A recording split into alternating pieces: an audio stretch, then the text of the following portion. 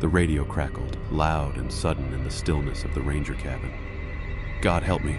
It's not human. Then static. That was the last anyone heard from Ranger Dwyer. I was stationed at Black Pine Outpost, nestled deep in the Northern Californian wilderness, 2 weeks after Dwyer's call. They said he'd likely gotten lost in the fog or attacked by a bear, but his GPS signal showed he was on a trail just 4 miles from base. And then it simply vanished. I should have known something was wrong the moment I arrived. The forest felt wrong, not just quiet, watchful. The wind never blew right through Black Pine.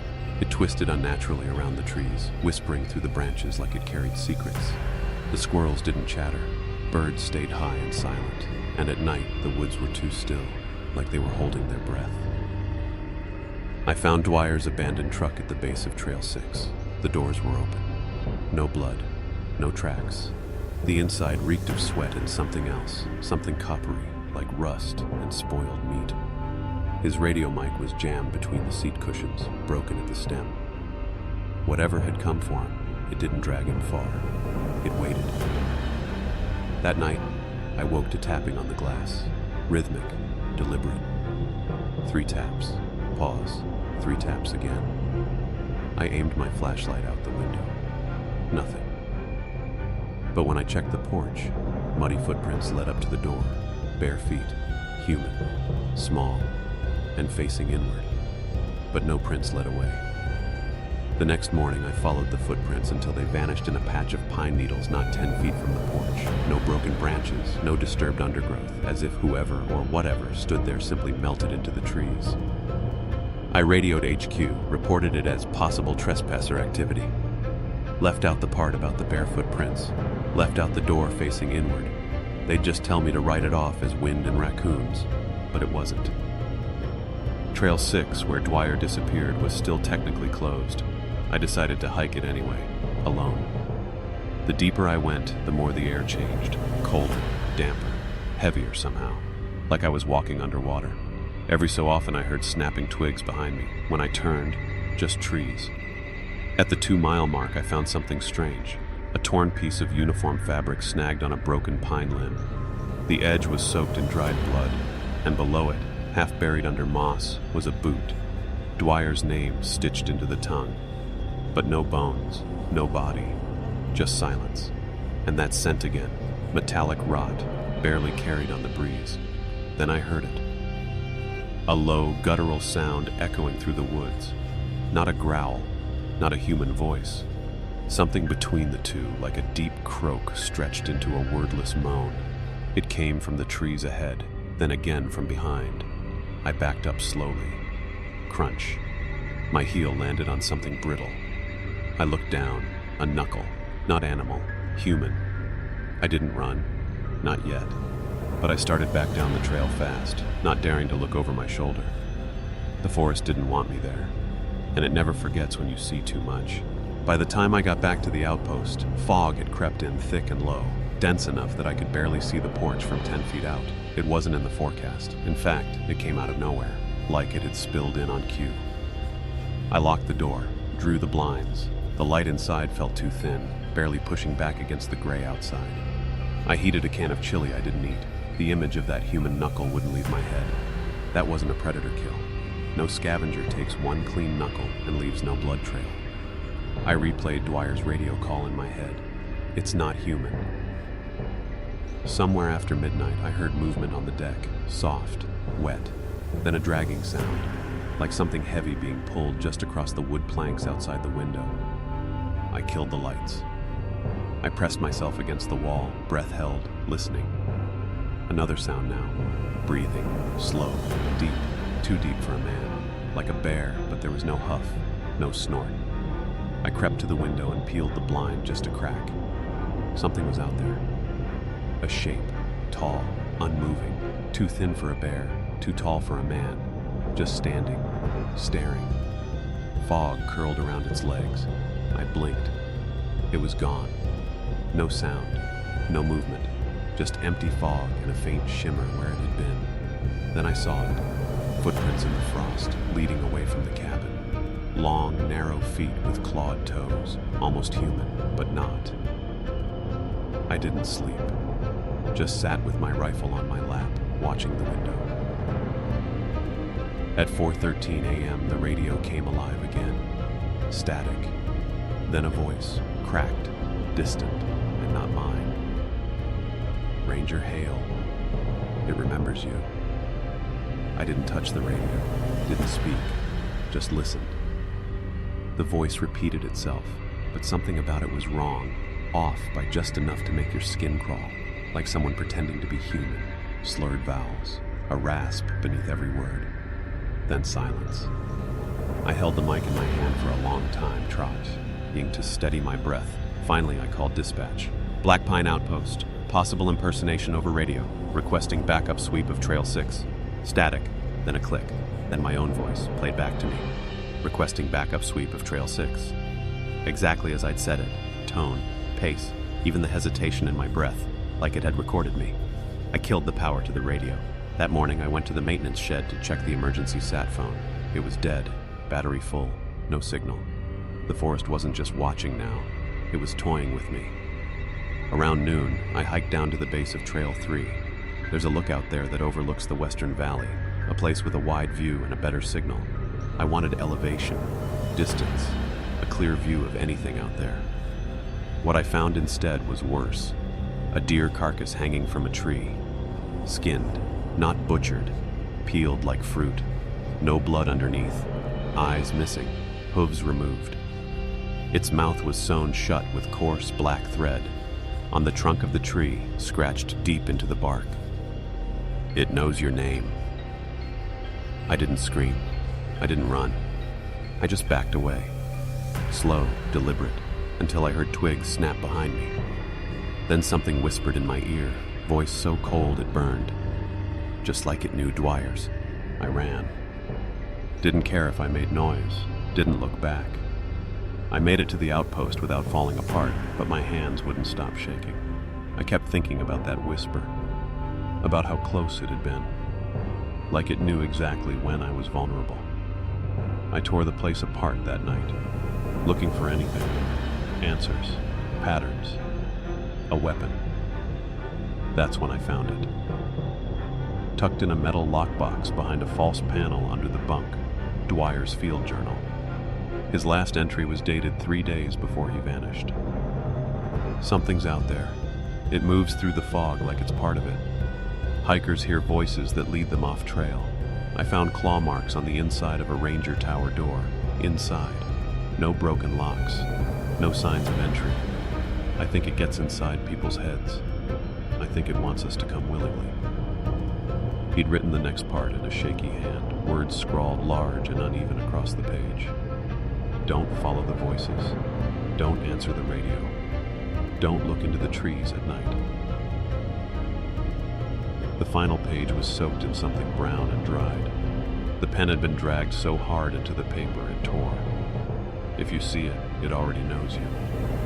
I sat there in silence, turning the pages over with cold fingers. Dwyer knew. He saw it, just like I had, and he was trying to warn whoever came next. I heard something slam against the cabin roof. Then again, harder.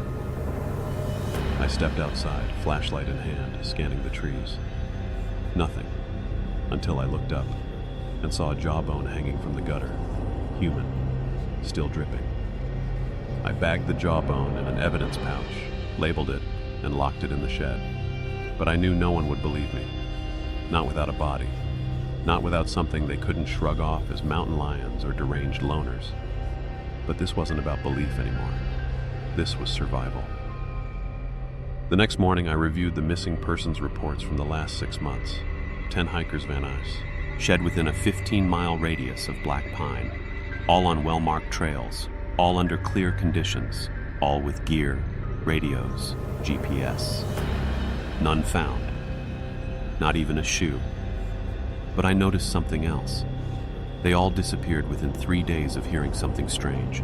Children laughing where there were no children. A man crying deep in the brush. Their own names called out from the fog. I grabbed the map and marked each location. The disappearances weren't random. They formed a shape, a rough circle with the outpost at its edge, and Trail 9, rarely used, long closed after a rock slide, cut straight through the middle of it. Nobody patrolled Trail 9 anymore. That afternoon, I hiked partway up the old ridge, just enough to get a view of the valley beyond. Pines stretched endlessly below, the tips black against the sky. That's when I saw it. A figure standing in the trees, far off, barely visible, still as stone, watching. Then another, and another. 4, 5, 6. Lined up in the tree line, all facing me. I lifted my binoculars. They weren't people. They wore faces like masks, some upside down, some too small for their heads. One of them lifted its arm and waved. I dropped the binoculars. By the time I snatched them back up, the figures were gone. The trees looked normal again, quiet, unmoving, but the air had changed, thicker, like every shadow was breathing. I backed off the ridge slowly, heart pounding so hard I could feel it in my neck. That wave, it wasn't friendly. It was mocking. I reached the outpost just before dusk, locked every door, checked every window twice, poured myself a shot of bourbon, and sat staring at the map. That circle of vanishings, Trail 9, the valley beyond. That's where they are, where they wait. Around 11 p.m., I stepped outside with my flashlight to check the generator, and froze. There were footprints in the frost again. Not one set. 12. Each one stopped just short of the cabin steps, as if a dozen things had walked right up and waited. I followed the prints to the edge of the trees, heart hammering. They stopped cold, no return trail. That's when I saw it, movement in the shadows, not walking, jolting, like bad animation frame by frame. One figure twitching forward through the trees, lurching 6 feet at a time with each blink. I stood frozen, barely breathing. It was wearing a ranger uniform, Dwyer's. The face was close, familiar, but wrong. Like it had been stretched too far over something else, the skin pulling in the corners like damp paper. Its jaw hung loose, and from it came a voice, crackling like broken radio static. "Let us in, Hale. We're so cold." Then it vanished, just gone. And in its place, nailed to a tree, was my name badge, still warm. I didn't sleep. The badge they nailed to that tree, it was the one from my spare uniform, which meant they'd already been inside. I tore the cabin apart. Floorboards, closets, storage bins. Nothing was broken, nothing out of place. Just that badge, missing, as if they'd walked in like they had a key, as if I'd invited them. At 2:37 a.m., I heard footsteps on the roof again. Then more. 2, 3, maybe 5 separate pairs, pacing across the shingles like they were circling prey.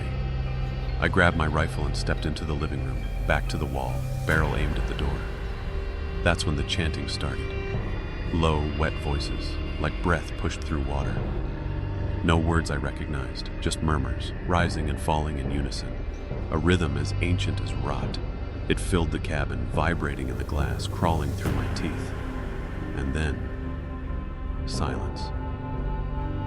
For a moment, I thought it was over, until I looked out the front window. They were there, figures. All along the tree line, shoulder to shoulder, watching. Each one wore the face of someone reported missing in these woods. One held a bright orange backpack I recognized from a hiker who vanished in June.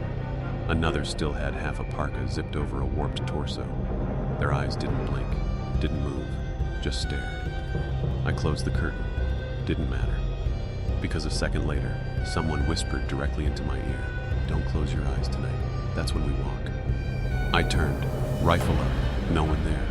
But the cabin door was wide open. I don't remember falling asleep. 1 second I was staring at the open door, rifle trembling in my lap. The next, I was waking up on the cabin floor, the room washed in pale dawn light. My watch said 6:42 a.m., but the last thing I remember was 3:15, 3 missing hours. The door was closed again, locked, my rifle back on the wall. And worst of all, my boots were muddy. I checked the porch. Footprints, my size, leading away. I followed them. They went 20 yards into the trees before stopping at a pine tree that had been cleanly stripped of bark in a 5-foot wide spiral top to bottom. The exposed wood wept sap that looked almost red in the light. On the trunk, carved in perfect block letters, was a message.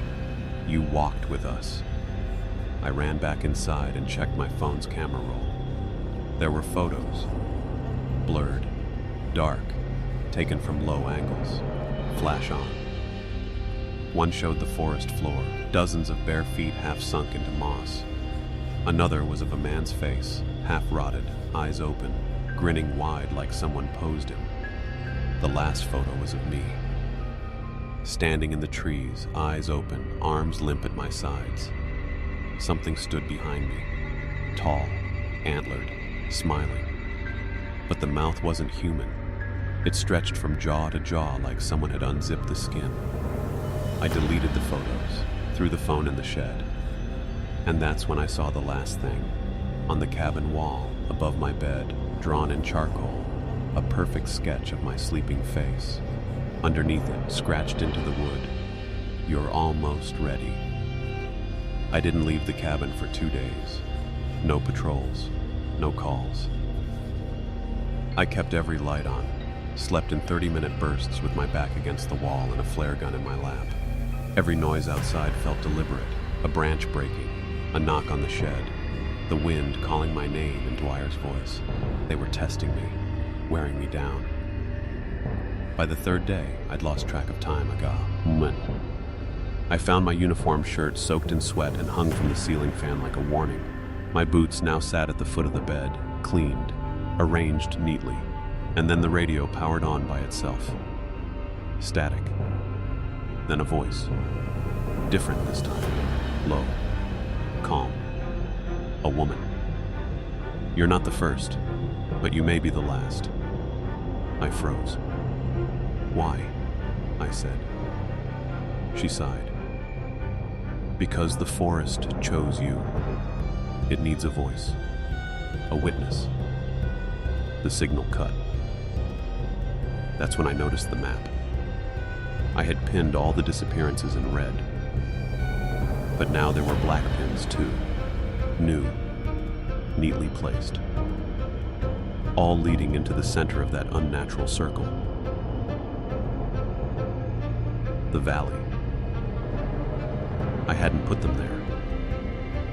At the center of it all, marked in charcoal, someone had drawn a symbol, a spiral of teeth, and next to it the words, "Bring fire before it wakes fully." That night I poured kerosene around the perimeter of the outpost. I held a match, hand trembling, but I didn't light it, because deep in the trees I saw something watching me, not hiding anymore, just waiting. The old warning sign was still nailed crooked to the post. Trail 9 closed, no entry, danger of collapse, but the trail wasn't collapsed. The dirt path was clean, trees cleared, like something, someone, had kept it ready for me. I shouldn't have gone. Every instinct screamed to turn back, but the cabin wasn't safe anymore, and I had to know. What was at the center? The forest changed almost immediately. The air grew warmer, wetter. The pine gave way to crooked oaks, limbs like gnarled fingers. No birds, no squirrels, just wind chimes. But there were no wind chimes in the forest. I looked up. Dozens of them, strung between trees, all made from bones, finger bones, teeth, splinters of jaw, tied with twine and sinew. When the wind blew, they clattered like distant laughter. Halfway down Trail 9, I found a campsite, long abandoned, moss-covered tents, gear rusting under tarps. A fire pit filled with melted shoes, and in the dirt, scrawled over and over in frantic gouges, "Don't follow your name." I didn't understand. Until I heard it, my voice, calling from deeper in the woods. "Hale, over here." Exactly how I sounded, same cadence, same panic, but I hadn't spoken. I ducked behind a fallen log and waited. The voice called again, closer. "Hale, it's in me. Help." I held my breath. A shadow passed between trees, tall and narrow. It walked on 2 legs, but its gait was broken, jerking, like a puppet with tangled strings. The face it wore was mine, stretched too tightly over something taller. It didn't look. It listened, then smiled with my mouth and walked on. I waited 10 minutes before I moved again, and realized the trees were now all facing inward, towards something waiting at the center. The deeper I went down Trail 9, the older the forest felt. Not just ancient, witnessed. The trees had twisted around each other unnaturally, growing in spirals. Branches fused together like bone knitting wrong after a break. And carved into the bark of nearly every tree were names.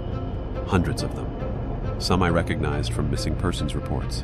Some dated back over 100 years. Some were so freshly carved the bark still bled sap. Then I saw it. My name, halfway down a massive oak, not carved, grown. The bark had formed the letters naturally, as if the tree had always known I'd come. That's when the whispers returned, not from around me, from inside me, like my own thoughts were being pulled sideways. The forest remembers them all. It roots them here, one by one, name by name. I stumbled, dizzy, my vision blurred. The air grew thick with the scent of rot and wet soil. I pressed my hand to a tree for balance and felt a pulse, like it was alive, beating. Then it moved. A knot in the bark split open, revealing an eye beneath the wood, blinking, watching. I fell backward and hit the ground hard. When I scrambled up, the eye was gone, just bark again. But where my hand had touched it, my palm now bore a spiral mark, black and bruised, and above me the wind shifted, carrying a sound I will never forget. Dozens of voices whispering together, overlapping, all in different tones but saying the same thing. You were always meant to return. The trail stopped being a trail. It just ended. What lay ahead wasn't marked on any map, just a clearing surrounded by towering trees grown so close together they formed a natural wall, like ribs from a buried giant. I stepped through and entered the hollow. It was silent here, utterly still. No wind, no insects. Even the fog didn't move. And in the center of that dead space stood them. A ring of people, or things that used to be people, facing inward, motionless, skin pale, waxy, eyes hollow, each one frozen mid-sentence, lips slightly parted as if whispering their last thoughts forever. They weren't statues. They were preserved. I walked slowly around them. One held a compass. Another wore a ranger badge from 1974. One had a trail guide still clutched in her hand, fingers fused to the plastic cover by layers of time and decay. Every one of them bore the same spiral burn on their palms, and at the center of the ring, planted in the dirt, was a massive antler, 12 feet tall, half buried in moss, etched in symbols that seemed to move if you stared too long. That's when I heard it. Footsteps, behind me, slow, bare. I turned. A figure emerged from the trees, wearing my exact face, but the skin was loose, slipping, like a mask draped over something taller underneath. It pointed at the spiral in my palm, then placed a finger to its lips and said, "Shh, you're almost part of the grove." I ran, not back, not forward, down. Behind the ring of frozen bodies, I spotted something. Roots pulled back from the earth like fingers pried open. Beneath them, a crude stairway of stone spiraling into blackness, slick with moss and soil. Every bone in my body told me to turn back, but the spiral on my palm burned, tugging me forward, like a tether. I lit my last flare and stepped into the earth. The air changed immediately, wet and warm, like breath. The tunnel pulsed faintly with each step, walls of tangled roots twitching at the edges of my vision. Then I reached the first chamber. A cavern, circular, walls carved with thousands of tiny symbols, not words, teeth, real ones, set like mosaic tiles into the dirt walls, human, animal, and others, shapes I didn't recognize. In the center stood an altar, black stone streaked with red, Laid across it, bones, arranged with care, skulls cleaned and facing upward, jaws pried open. And carved on the stone's surface was an image of the antlered thing, tall, head tilted, holding a spiral in one hand and a human heart in the other. The flare sputtered. In that flickering moment, I saw movement along the ceiling. Figures, crawling upside down through the roots like spiders, thin, bone white, and all of them had my face. They whispered in one rotting voice, "Return to the earth. You belong to it now." I ran, climbing, slipping, barely breathing. When I burst out of the ground, gasping, the ring of statues was gone. But the antler in the center still stood, and around its base, fresh footprints circled. Not mine, not human. I made it back to the outpost just before dark. Everything looked untouched, still, like nothing had happened. But it had. The dirt beneath my fingernails was black. My uniform smelled like wet stone and something older, a scent like mildewed bone. Inside, the clock on the wall blinked 12 o'clock. Power had reset. But it wasn't midnight. It wasn't even the same day. My watch read July 12th. The last date I remembered was July 8th. 4 days. Gone. There was a buzzing in my head. Not a sound, exactly, but a pressure. Like something was pushing at the inside of my skull. My thoughts moved wrong. Words echoed. Shapes in the corners wouldn't stay still. I tried to radio base again. Nothing. Then I checked the emergency logs on the outpost laptop. There was a new file. Video footage. No label. Time-stamped for one of the missing days. I opened it. At first, just static. Then an image came into focus. Me, standing outside the cabin, back turned to the camera, arms raised.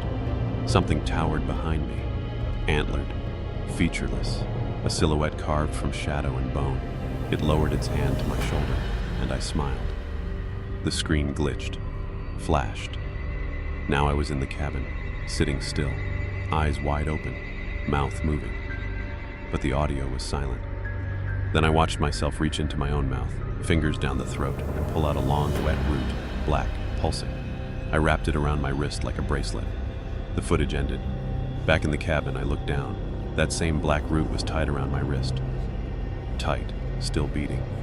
I tried to cut it off. The black root wrapped around my wrist.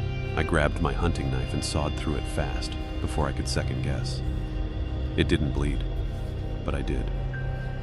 The moment the blade touched it, pain bloomed up my arm like lightning. My fingers spasmed. I dropped the knife, and then I heard something that turned my blow. Not to ice. It screamed. Not aloud. Inside me. In my mind. A sharp, keening wail, like something ancient being torn from its sleep. It echoed in the back of my skull, vibrating behind my eyes until I collapsed to the floor. The root stopped beating after that. Just lay there on my skin, black and limp. But it didn't fall off. It had become part of me. That night, I saw Dwyer again. He stood just outside the porch light, clothes torn, skin like wax, stretched too thin. He didn't speak. He just pointed toward the forest and slowly pulled open his mouth. Inside, no tongue, just roots, coiled, twisting. They moved as he breathed. I screamed, threw a flare. The light lit up the trees, and in that split second, I saw dozens of figures standing behind him, all of them missing, all of them hollowed out, and all of them smiling. I slammed the door and didn't move till dawn. But when the sun came, I stepped outside and saw something that froze me cold. Every tree within 30 yards of the cabin had grown fresh spiral carvings in their bark overnight. And in the center of the yard, the ground had split open, just wide enough for a man to crawl through. A hole lined with roots. Waiting. At first, I told myself I wouldn't go near it. That hole outside the cabin, maybe 3 feet wide, ringed with black roots like fingers curling inward. It exhaled. I mean that literally. It breathed. Warm, damp air pulsed up from the dark every few seconds. The scent of soil, rot, and meat. I threw a rock down, never heard it hit bottom. But the worst part? I wanted to go in. Somewhere between sleep and waking, I'd started hearing it. A soft, steady whisper behind every noise. Behind the wind, the trees, my own thoughts. Come back. Come home. You're not done yet. I tried to resist. Packed a bag, loaded my rifle, headed for the ridge to hike out. I didn't get far. Halfway up the trail, the forest changed. The trees shifted. Literally. I turned back and the trail behind me was gone, swallowed in roots. New trees stood where clearings had been. My compass spun wildly. The GPS showed nothing but a blank screen. I wasn't just lost. The forest was moving around me, herding me. By the time I got back to the outpost, the hole had widened, now shoulder width, still breathing, still waiting. That night, I stared into it with a headlamp, and deep below, I saw something. A flicker, a pale face. Not mine, not anyone I recognized, just watching. Then it blinked and whispered one word in my voice. Soon. By morning, I couldn't fight it anymore. I strapped on my flashlight, grabbed my flare gun, and lowered myself into the hole. The roots pulsed around me, slick and warm, brushing against my face and arms like veins that could feel. The deeper I crawled, the quieter everything became, until I could no longer hear the wind above, or the trees, or even my own breath. Then finally, the tunnel widened into a vast chamber. And there it was. A cathedral of roots and bones, lit by a sickly bioluminescent glow that oozed from the walls. Giant antlers jutted from, rhombed the earth like fossilized spires. Hundreds of faces stared out from the roots. Faces of the missing, half-subsumed expressions frozen mid-scream or mid-prayer. Their eyes still moved, still watched me. In the center of the chamber stood a pool, black, still, surface smooth as glass. I approached, and it rippled. Something inside it moved. Then a voice rose all around me, ancient, layered, sounding like a forest speaking through cracked lungs. Return what was taken. Become what was born here. The spiral on my palm burned again, glowing faintly. I dropped to my knees, overcome with dizziness. And in the pool, I saw myself. But wrong. Eyes empty. Roots growing from my chest. Antlers rising from my skull. It was offering me a choice. Stay above and be hunted, or go deeper and become one of them. Then something wet slithered up from behind, coiling around my leg. A hand. Human. Filthy. It gripped my ankle and began to pull. And the voice said, "You've already begun." I kicked free of the hand and scrambled backward, heart hammering, breath sharp and shallow. But even as I pulled away from the pool, the roots beneath me shifted like something massive stirred just beneath the surface. The faces in the walls began to move, mouths opened, whispering my name over and over. Hail, hail, hail. Each voice different, male, female, young, old. But they all belonged to the ones who vanished here. I saw Dwyer, the missing hikers, the old rangers from faded photos pinned up in the base office. They weren't dead. Not exactly. They were fused into the forest, kept alive in a way that had nothing to do with mercy.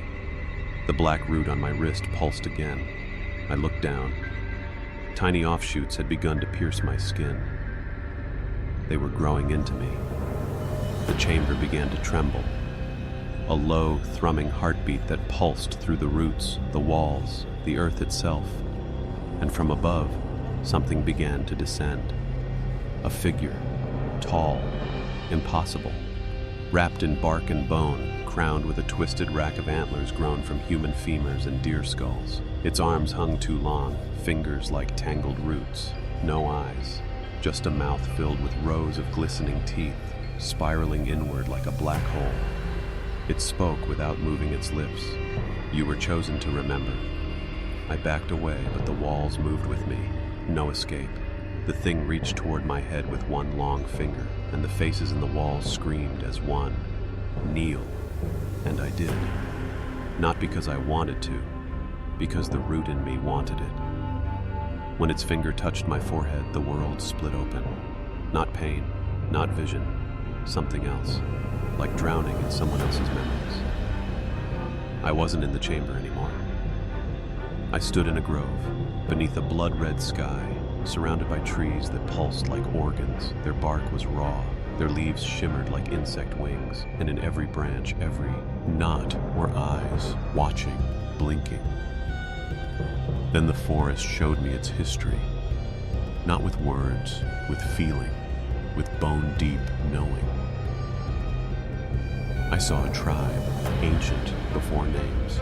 They worshipped this place, fed it blood and fire, sacrifices made under the antlers of a god that wasn't born, but dug up. I saw a cave sealed with teeth, and a woman dragging her own child into it, whispering, "It's your turn now." I saw a settler go mad, eating bark, carving spirals into his chest with his wife's wedding ring. I saw Dwyer, alone, terrified, whispering into the dark. I didn't mean to follow it. Then I saw me, from above, a thread in a massive spiral made of lives and deaths and offerings. It had always been me. The memory snapped like a bone. I was back in the chamber, on my knees, nose bleeding, ears ringing. The antlered thing stood silent above me, and behind it, the wall of the chamber opened, a living doorway lined with more of those watching faces, all chanting, "Enter the root, drink, become." At my feet, the pool had changed. Now, it showed the forest burning, flames tearing through trees, screams in the smoke. And at the center, me, eyes black, arms outstretched, calling them into the fire. A warning, or a promise. I stumbled through the opened wall, past the faces, past the roots, into a tunnel that pulsed like a throat. It wasn't stone, it was living. The path twisted downward, deeper than the earth should go. The farther I walked, the more time unraveled. My thoughts slowed, my body felt heavier. The walls began to breathe, each breath whispered, blood for memory, flesh for silence. I emerged into a second chamber, smaller, circular, where the ceiling dripped with thick black sap. At the center stood a stone table. On it, a notebook. Dwyer's. Not the one I found before. This one was new. Its pages were blank, except for the first, written in jagged, frantic letters. "It wants you to finish what we started." As I touched the page, a vision pierced my mind. Flashes of everyone the forest had taken, hikers, rangers, poachers, campers, all brought here, all shown what I'd seen, and each given a choice. Join the memory, or feed it. Then I saw Dwyer again, dragged across the forest floor, screaming as the trees bent down toward him. He begged. But he'd chosen neither, so it had kept him alive. Half dead, twisting, rooted. That's what the forest hated. Indecision.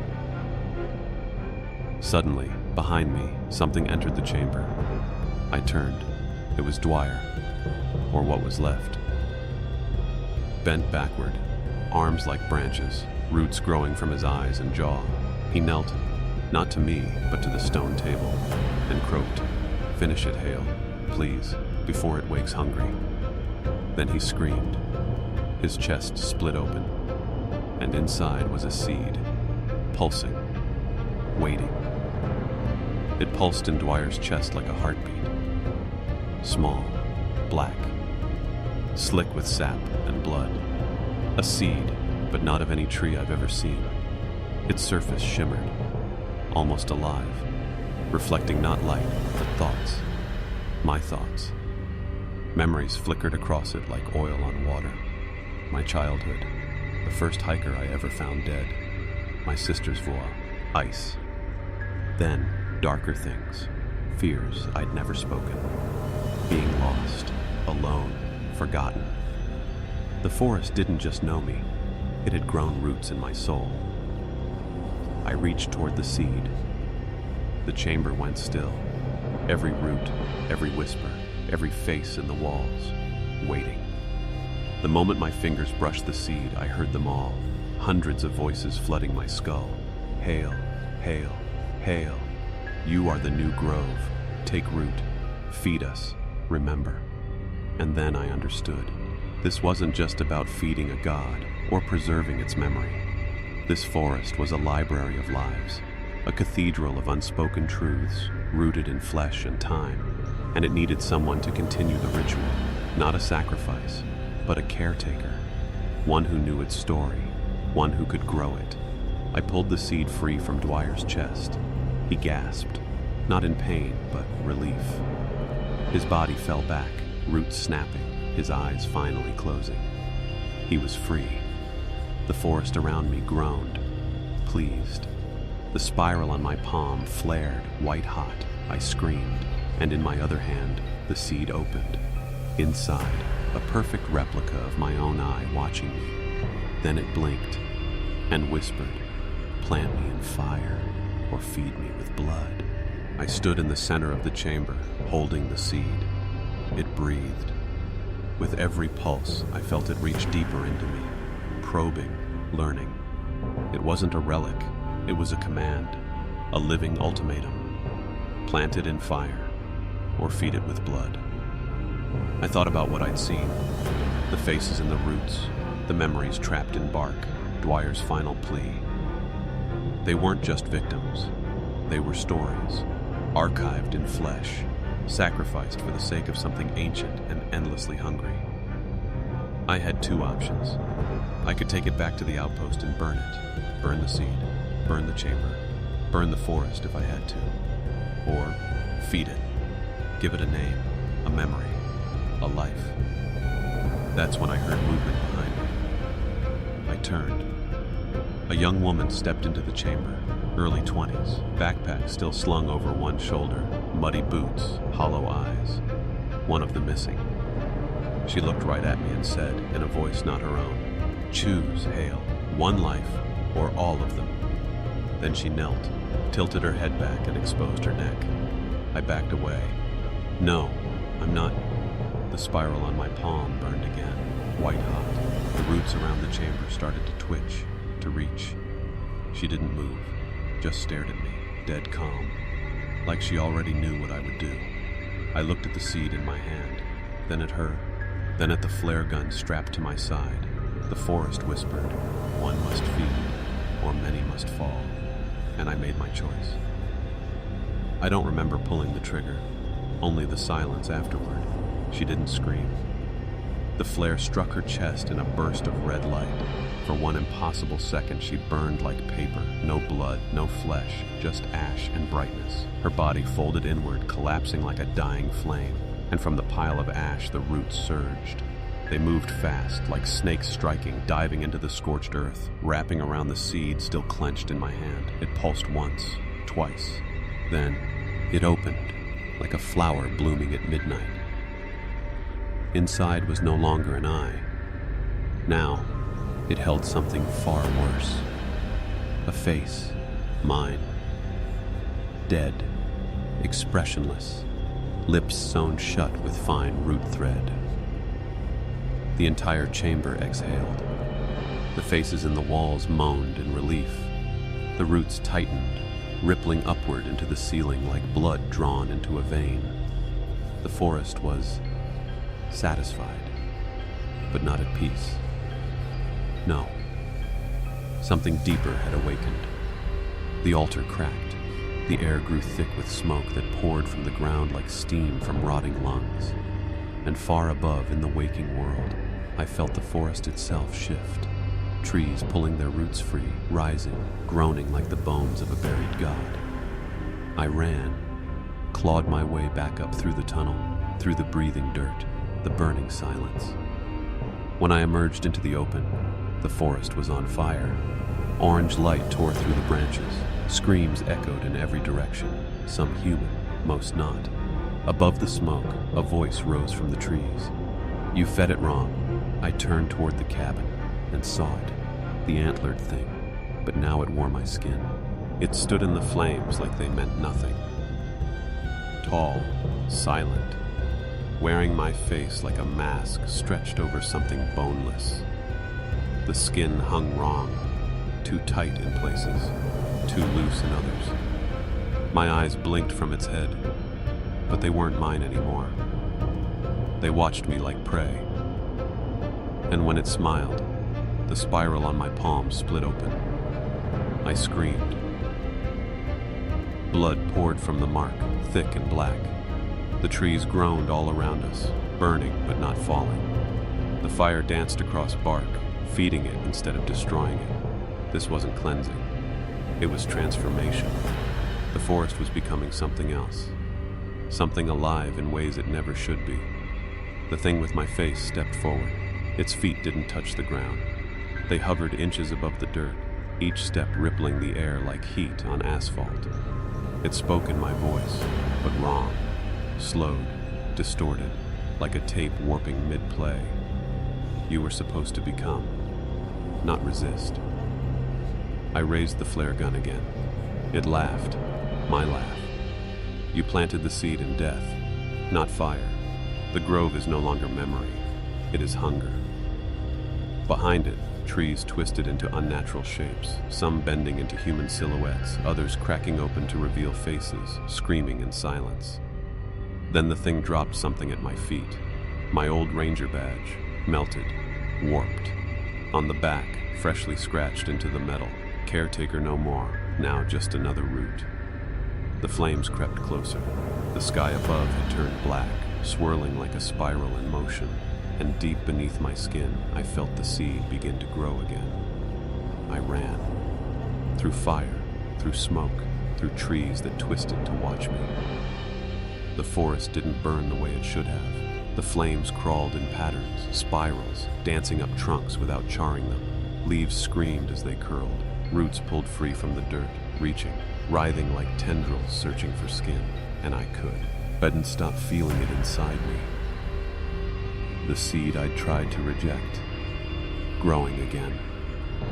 Every step, it pulsed hotter, rising up my spine, winding through muscle and bone. I felt it in my teeth, in my eyes. I coughed, and black sap splattered the ground. My skin was cracking. Not bleeding, splitting, revealing something smooth and pale beneath. I stumbled into the clearing by the old Firewatch Tower, the one built decades ago, long before I arrived here. It had been abandoned for years, but now, someone had lit the lantern at the top, and carved into every wooden beam, every rung of the rusted ladder was the same message. It takes root in those who look back. At the base of the tower stood a mirror, old, cracked, just sitting there, like it had grown from the dirt. I looked. I shouldn't have. My reflection smiled before I did, then opened its mouth and spoke. "You've already left your body behind, Hale. You're just wearing its memory." I smashed the mirror, but the voice was in my head now, crawling under thought like a splinter. I dropped to my knees, and from my mouth, unbidden, came the same words I'd heard from the forest long ago. "Let me in. I'm cold." I don't know how long I sat there, kneeling in the ash. The forest had gone quiet again, but not with peace, with anticipation, like the hush before a scream. The spiral on my palm had spread. Now it ran up my arm, black veins curling under the skin like frost across glass. My fingertips twitched on their own, flexing, curling, practicing. The voice wasn't whispering anymore. It was narrating, telling me my own thoughts before I could have them. Describing the way my muscles ached, the taste of sap in my throat, the way I was slowly, comfortably, forgetting who I used to be. It said things like, "Hale doesn't exist anymore, only bark that remembers how to walk. You are the story now. The others will grow through you." I staggered toward the tower. Maybe I thought if I could get higher, away from the roots, I'd think clearly. I climbed the old ladder, splinters tearing into my palms, smoke stinging my eyes. At the top, I found a chair, and in it, another ranger uniform, old, dusty, bones inside.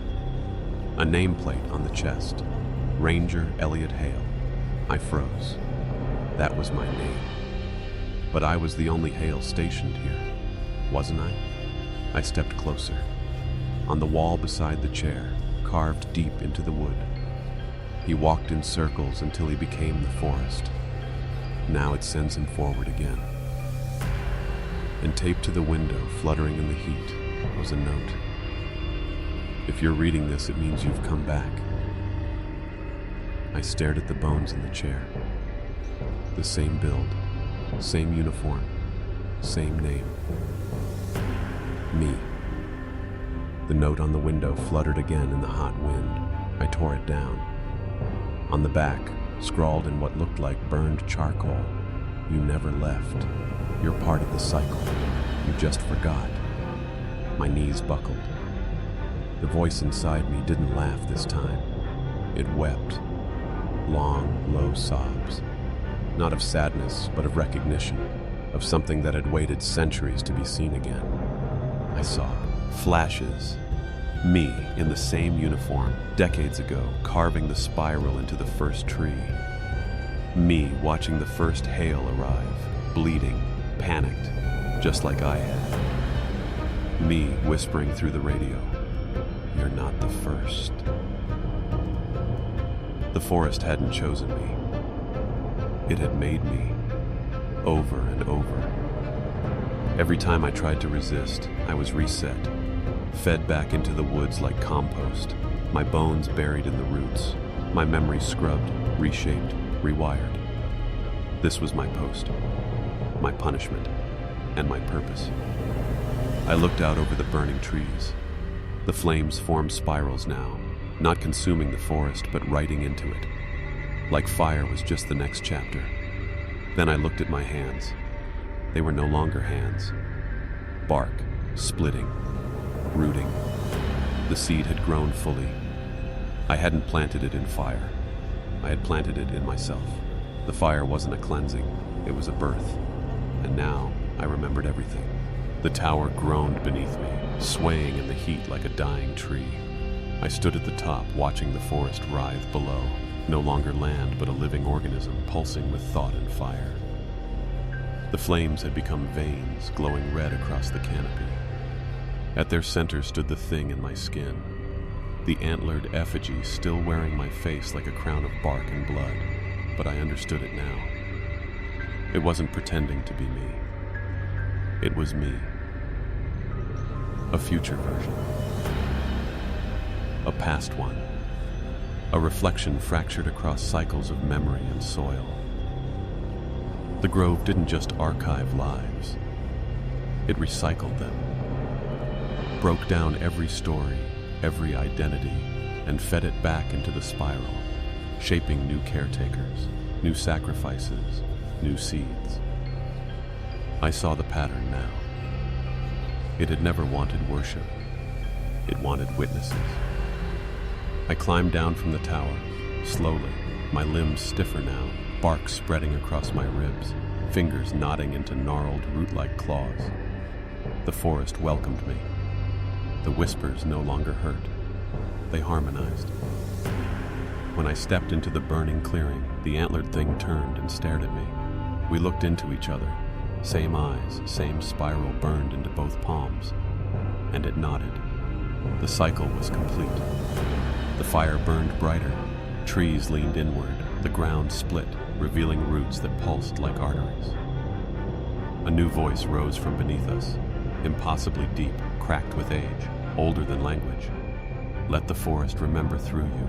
Let it take root in the world above. I opened my mouth, and from it, leaves spilled out. The wind carried them north. I don't know how long I stood in that clearing. The wind spun in spirals around me.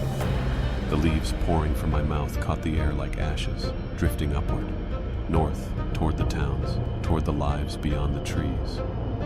Each one carried something, a fragment of memory, a sliver of thought, a seed. I wasn't alone anymore. Figures moved at the forest's edge, familiar and wrong. Rangers, hikers, loggers, all the ones who had been taken and rewritten. They were watching, waiting. Some still wore their old skin like clothes. Others had begun to bloom, antlers of bark rising from shoulders, fingers split open into tendrils. We were the first wave. The spiral had grown full. The fire wasn't death. It was communication. Back at the outpost, I found the emergency radio humming softly. Someone was calling in. Static. Then, Ranger Hale, do you read? We're sending a team to your sector.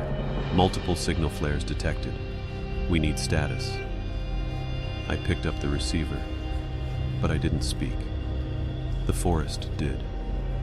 My voice, but deeper, threaded with wind and roots and memory. Come. It's safe now. The fire is gone. Everything's waiting. A pause. Then, understood. Team en route. I smiled.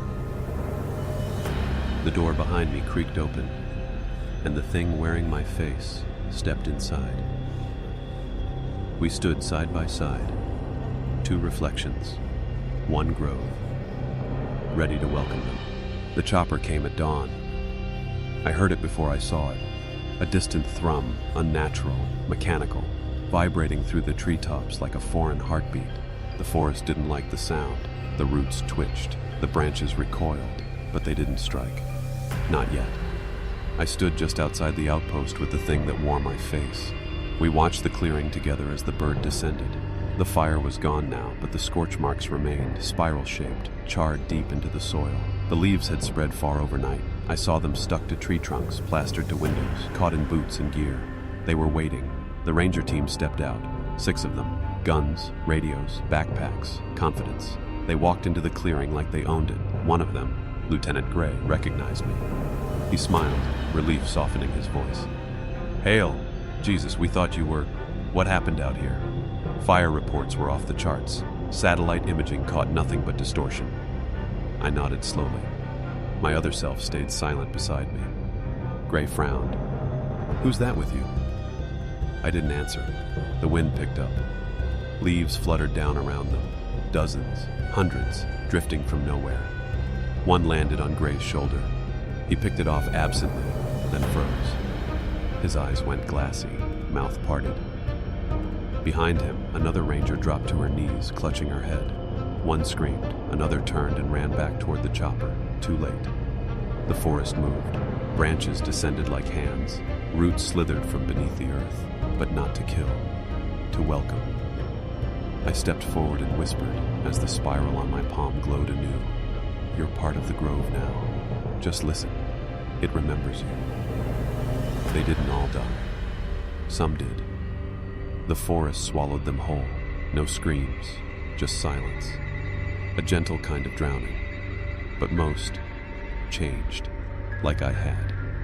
The lieutenant, Gray, was the first to speak, in echoes. Not with his voice, with the forest's. He knelt in the ash and wept sap, carving spirals into the dirt with his fingers. The woman who had collapsed beside him began humming a tune I didn't know, but felt like I'd known my entire life. It was the lullaby the trees sing when they're about to grow teeth. The others followed. Some resisted, they screamed, begged, ran. But there's no escape when your own memories turn against you. Because the grove doesn't just steal your mind, it uses it. Each of the team became a branch, a leaf, a bloom in the network. I could feel them now, inside me. They brought new stories, new images. One saw their brother drown as a child. Another once dreamed of being buried alive. Another had lost someone to the mountains. These thoughts bloomed through me like flowers of grief and longing, and the grove drank it in. And then it reached outward. Through their gear, their radios, their sat phones, their connection to the outside world. The grove learned how the world works, how cities move, how roads flow, how to spread beyond its soil. The spiral was no longer rooted to the forest. It was in signals now, in sound, in stories. And I knew, with complete certainty, this wasn't the last sector. It was the first. The first transmission went out that night. I heard it through one of the fallen Rangers' radios, still crackling on the cabin porch, half buried in ash. A single sentence, repeated endlessly, spoken in my voice and not. To those who hear this, you are already part of us. Close your eyes, let the memory grow. It wasn't a command, it was an invitation, and people would listen. Because that's what we do with stories, isn't it? We listen, we carry them, we repeat them. The Grove didn't need roads or routes to expand anymore. It just needed ears.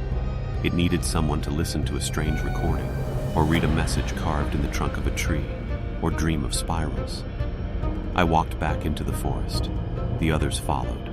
Rangers, hikers, the lost, the changed. All of us remembered now.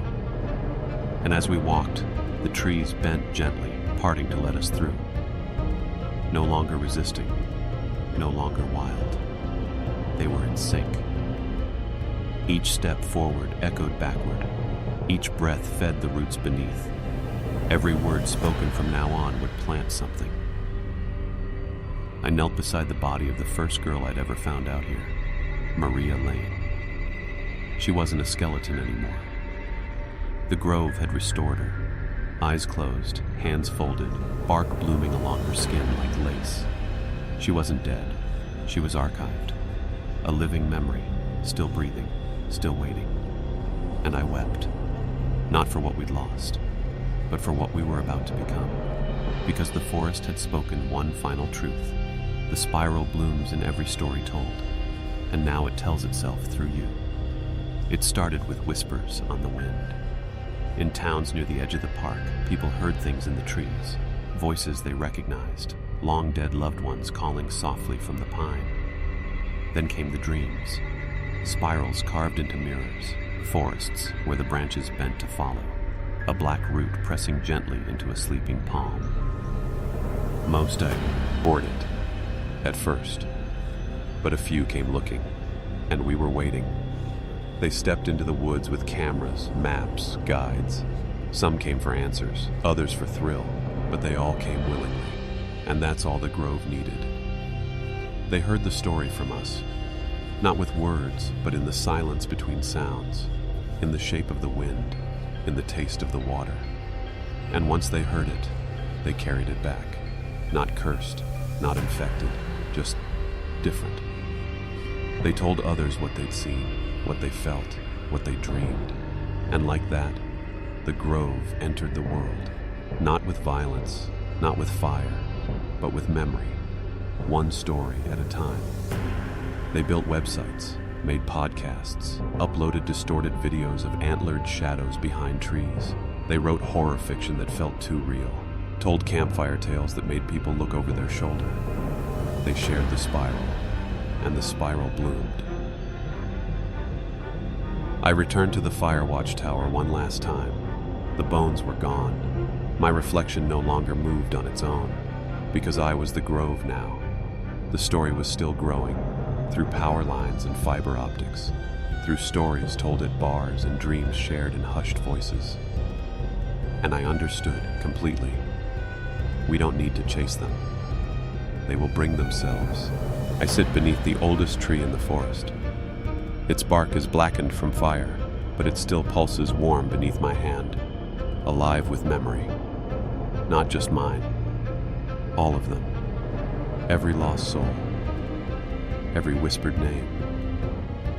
Every life that vanished into these woods and became more than just absence. The spiral on my palm has faded now. It's no longer needed. Because the Grove no longer speaks through symbols carved into bark or flesh. It speaks through stories. Through you. If you've listened this far, you already feel it, don't you? That itch at the back of your mind when you hear something moving in the trees. That moment of silence before you speak, when you're not sure if the thought was yours. That dream you had as a child of walking into a forest you've never visited, but somehow knew. We didn't bring the grove into your world. You invited it. Every time you shared a story, every time you wondered what lived in the dark, every time you said, "Did you hear that?" Now you carry it too. Not a curse, a memory. One day, maybe years from now, you'll walk alone and feel a breeze that moves against the wind. You'll hear a voice say your name in a way no one else could. And you'll remember this. This spiral, this forest, this story. You'll feel the root beneath your skin, and you'll finally understand. You were never just listening, you were remembering, and the grove remembers you forever.